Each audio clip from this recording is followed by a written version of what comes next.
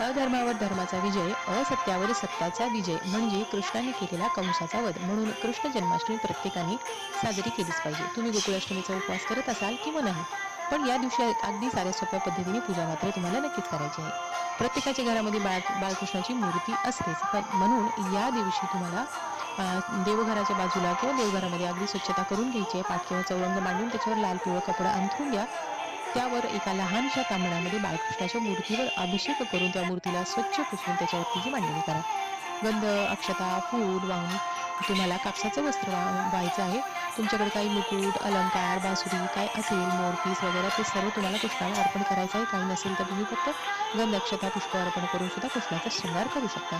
आसनावरती बसायचंय. दिवा, उदबत्ती, कापूर लावून घ्या. नैवेद्यामध्ये खडी साखर, लोणी साखर, फळ, काही सुकामेवा यापैकी तुमच्याकडे जे उपलब्ध आहे त्याचा नैवेद्य दाखवायचा आहे. पाळणा म्हणायचा आहे आणि पाळण्याचा व्हिडिओ माझ्या चॅनलवरती टाकला आहे. तुम्ही तो पाळण्याचा